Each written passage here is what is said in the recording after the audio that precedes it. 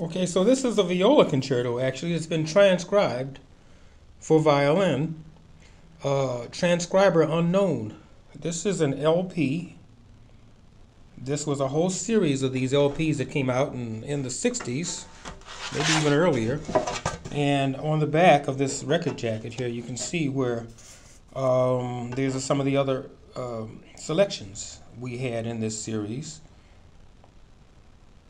The Mozart Concerto in D. Yeah, the Mendelssohn Concerto in E minor, which is interesting because with the cadenza, there's a locked groove that the needle comes to when you play the LP. And of course, when you play this cadenza, you have to keep going. The orchestra comes in during the arpeggios. Well, you have to stop and move the needle off of the locked groove, which is kind of, well, needless to say, it's not very practical, that particular one. Anyway, inside of this is volume 306.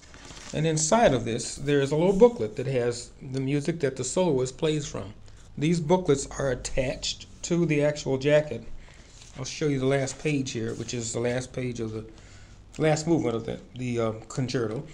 And here's the jacket itself. So you can see that it's actually made onto the jacket. It doesn't separate. It's part of the, all of this music is part of the record jacket. There are two sonatas in here, the third, the sixth, and of course this concerto. Now, there's nothing else on here, neither on the jacket either, about who the actual transcriber is. There isn't even any information about the orchestra, other than to just say that it's a pickup orchestra somewhere in Europe.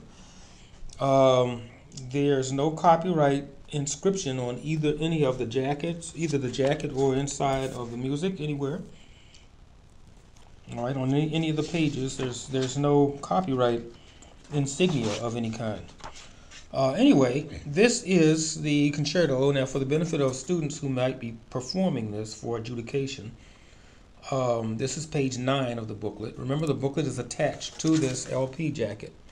It's part of the jacket. So this is page 1 in the first movement. All right. That's page 9 of the booklet. Page 10, this is the second page of the concerto. All right. Wonderful transcription, and this makes this a really nice bridge piece to get ready for Mozart concerto, the way that these get around the fingerboard. This is page 11, the third page of the first movement. All right. And of course, there's the postlude at the end. All right. Once again, this was wonderful technology. You have to apologize also for the technology. The A for this was 445 and change.